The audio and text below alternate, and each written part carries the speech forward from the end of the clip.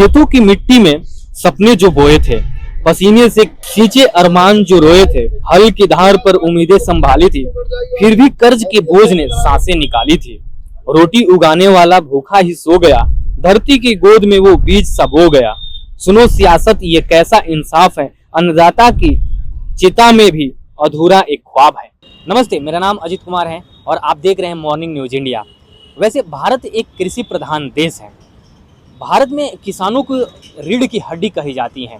जय जवान जय किसान का नारा लगता है, यानी कि जवान बॉर्डर पे और किसान अपने देश में लोगों का पेट भरते हैं, यानी पालन पोषण करते हैं। अन्नदाता माना जाता है किसानों को।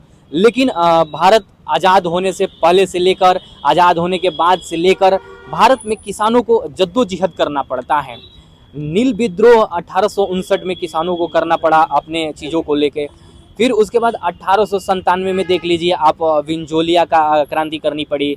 फिर 1917 में चंपारण, फिर से 1918 में, फिर 1928 में।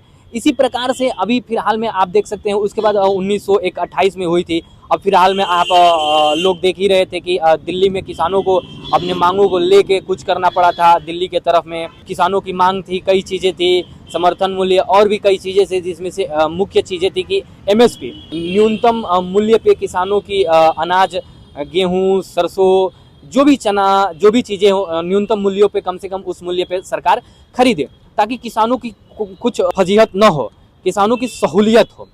इस चीज़ को लेकर हम ये जानने के लिए निकले हैं। अभी फिलहाल में आप देख रहे हैं कि राजस्थान सरकार ने, जो कि श्री गौतम कुमार दत्त यहाँ के सहकारिता राज्य मंत्री हैं राजस्थान में। राजस्थान में आप देख सकते हैं कि ये पोस्टर लॉन्च हुआ है। सरकार के तरफ से घोषणा कर दी गई है कि एमएसपी क्या रहेगी किसानों की। आप देख सकते हैं मार्च माह से शुरू किया गया है। गेहूं का समर्थन मूल्य यहाँ पे प्रति क्विंटल के हिसाब से लिखा गया है। भारत सरकार घोषित की है 2425 रुपये, और राजस्थान सरकार अपने राज्य के किसानों को 150 रुपये, 150 रुपये की बोनस राशि दे रही है। टोटल मिलाकर, कुल मिला जुलाकर 2575 यानी 2575 रुपये हो रहे हैं। और इसी प्रकार आप देख सकते हैं कि सरसों का समर्थन मूल्य भी प्रति क्विंटल के हिसाब से दिया गया है 5950 रुपये। और आप ये भी देख सकते हैं कि चने का समर्थन मूल्य प्रति क्विंटल 5650 रुपये दिया गया है। ये आप पोस्टर देख सकते हैं। राजस्थान सरकार का प्रयास, किसानों में हर्ष उल्लास, सरसों एवं चना की खरीद माह अप्रैल से शुरू।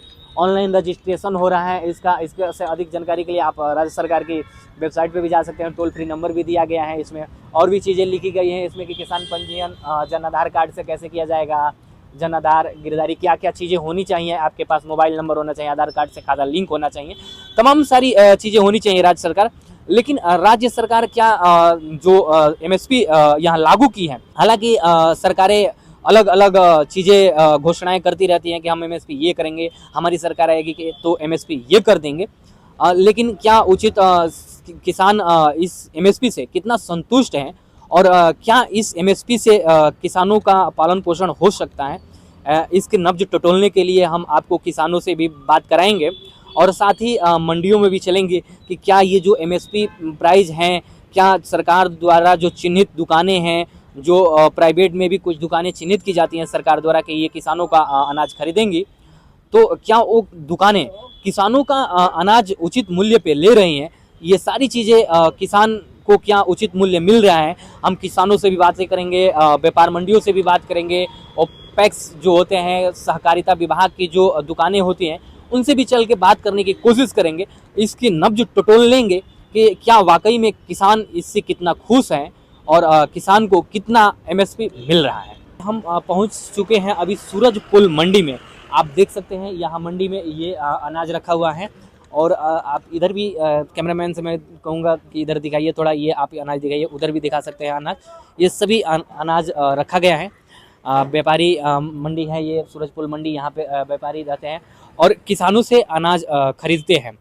लेकिन अभी बहुत सारे किसानों का भ्रम है ये। मैंने बहुत लोगों से बात किया जिससे पता चला मेरे को कि इन लोगों में ये है कि व्यापार मंडी जो है, ये जो मंडियां हैं राजस्थान के जयपुर में या पूरे राजस्थान में जो मंडी हैं, उसमें न्यूनतम समर्थन मूल्य पे सरकार द्वारा तय किए गए पैसों पे अनाज खरीदा जाता है। लेकिन हमें यहाँ आकर कुछ और ही पता चला कि नहीं, ये सरकार जो तय करती हैं उससे मतलब नहीं होता है।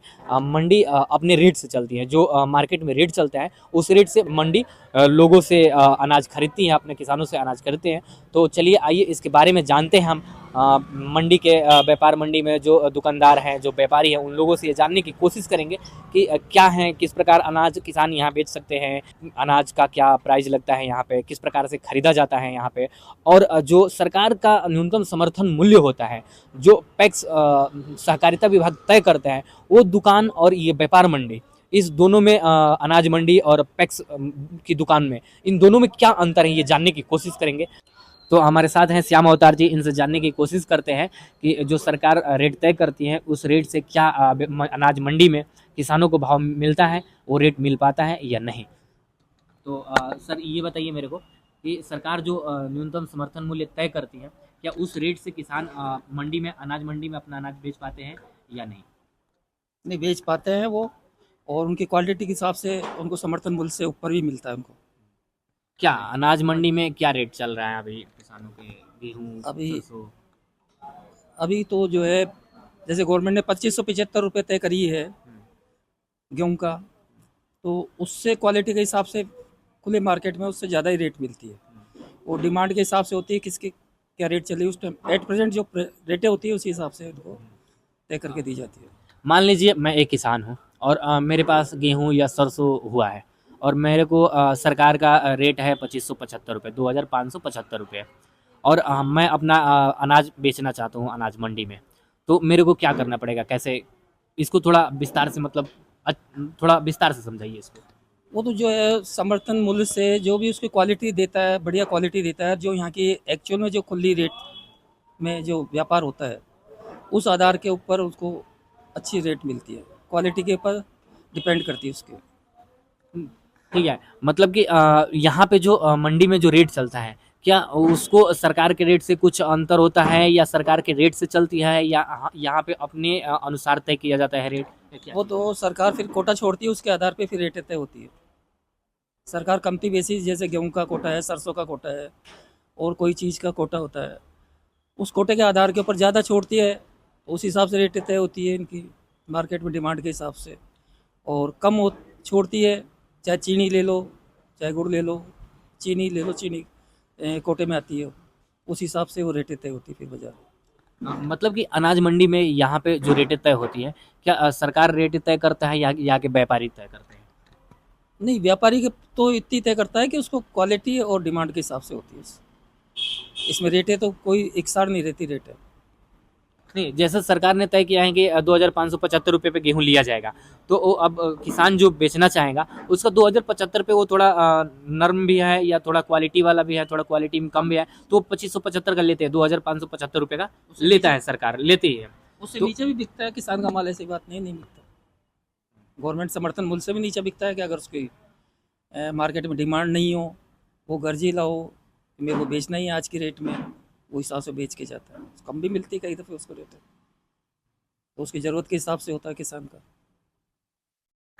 तो किसान जैसे कि अपना अनाज यहाँ लाता है और यहाँ पे मंडी में करता है, तो उसकी सेलिंग कैसे होती है, और ये बोली लगती है किसानों के अनाज की, ये कैसे लगती है, क्या होता है, थोड़ा मसला समझाइए। वो तो जैसे अब यहाँ तो क्या आना बंद हो गया माल किसान का। जैसे बस्सी का एक उदाहरण के तौर पे बस्सी का मैं देता हूँ, तो बस्सी में क्या होता है कि किसान का दुकानदार होते हैं, दुकानदार के आगे उसको आड़त मिलती है दुकानदार को, और 5 दुकानदार मिलके उसका माल की क्वालिटी देख के उसका ऑक्शन करते हैं, रेट निकालते हैं। जो ज़्यादा बोली पे जाएगा और उससे ऊपर नहीं जाएगा तो वो माल उसका उस भाव में बिक जाता है। तो ये आप देख रहे थे, मतलब इनका कहना है ये है कि सरकार जो समर्थन मूल्य तय करती है उसी के हिसाब से यहाँ पे व्यापारी जो भी होते हैं अनाज मंडी में, उसी को देखते हुए यहाँ पे भी रेटें तय करती है अपनी। लेकिन बहुत से किसान या बहुत से लोग ये जानते हैं कि हमारा जो समर्थन मूल्य तय हुआ है इसी मूल्य पे मंडी में बिक्री होगा, लेकिन उस रेट पे नहीं बिक्री होता है। यहाँ पे जो मंडी में होते हैं व्यापारी, वो अपना तय करते हैं। ये ज़रूरी नहीं है कि आपका अनाज समर्थन मूल्य पे ही मिले। यहाँ कम भी हो सकता है और मार्केट के हिसाब से यदि बढ़ोतरी हो रही है अनाज में, उसके मूल्यों में, तो यहाँ सरकार के मूल्यों से भी ऊपर रेटें जा सकती हैं, पर ऐसा कम ही देखने को मिलता है कि सरकार के मूल्यों से ऊपर रेट जाए। तो अभी हमारे साथ हैं सूरजपुर मंडी के उपाध्यक्ष राधा गोविंद रावत के भाई जी। तो इन्हीं से जानते हैं कि मंडी में क्या रेट चलता है अनाज का। तो सर, सबसे पहले अपना नाम हमारे दर्शकों को बताइए। सतीश रावत। हाँ सर, मैं ये जानना चाहता हूँ कि किसान जो अपना अनाज समर्थन मूल्य सरकार का निकलता है, उस रेट पे बहुत सारे अभी किसान ये जानते हैं कि अनाज मंडी जो होती है और उसमें किसान का रेट जो लगता है वो समर्थन मूल्य पे ही बिकता है, सरकार के रेट पे ही बिकता है मंडी नहीं, में। ऐसा तो नहीं क्या इसमें अंतर है? थोड़ा ऐसा नहीं समझाइए। होता है। सरकार समर्थन मूल्य एमएसपी पे जो माल लेती है वो खुद की संस्थाओं के माध्यम से लेती है। वो खुद की संस्थाएं अपनी मंडियों में अलग अलग संस्थाएं वहाँ पे वो अपने कांटे लगाती है, वहीं पे माल लेती है, बारदाना खुद देती है, व्यापारियों के मार्फत नहीं लेती है। कृषि मंडी में जो बोली लगती है या माल बिकता है वो ओपन सेल ही होता है, मार्केट वैल्यू बिकता है। और एमएसपी पे जो गवर्नमेंट लेती है तो वो संस्थाओं के माध्यम से लेती है। गवर्नमेंट ही उनका आजकल तो पेमेंट, पहले तो चेक मिलता था, आजकल ऑनलाइन अकाउंट बैंकों में जमा हो जाता है। अगर मान लीजिए मैं एक किसान हूँ और मेरे को अनाज बेचना है, तो मैं समर्थन मूल्य सरकार का जो एमएसपी चल रही है उस पे बेचना चाहता हूँ और मंडी में आया हूँ बेचने के लिए, तो मेरे को क्या करना पड़ेगा, किस प्रकार से? आपको समर्थन मूल्य पे बेचना है तो गवर्नमेंट की सहकारी समिति जहाँ उनका कांटा लगा हुआ है वहाँ जाना पड़ेगा। उसके लिए गवर्नमेंट ने अब इजी कर दिया कि आप पहले है ना रजिस्ट्रेशन करा लो तो आपको उस तारीख मिल जाती है, उसमें टोकन मिल जाता है। फिर आप उस दिन, जिस दिन आपका नंबर आए उस दिन चल जाओ वहाँ पे जाके गवर्नमेंट को माल तोड़िए। मतलब यहाँ पे जो अनाज मंडी है, इसमें सरकार के मूल्य और अनाज मंडी के मूल्य से क्या कोई अंतर है या तालमेल है, या कैसे, किस प्रकार से किसान इसमें अंतर? सरकार के इसका कृषि मंडी का मूल्य में तालमेल नहीं होता, बस ये होता है कि सरकार एक बेस प्राइस हो जाता है सरकार का, उसके थोड़ा सा ऊपर या नीचे व्यापार कृषि मंडी में होता है।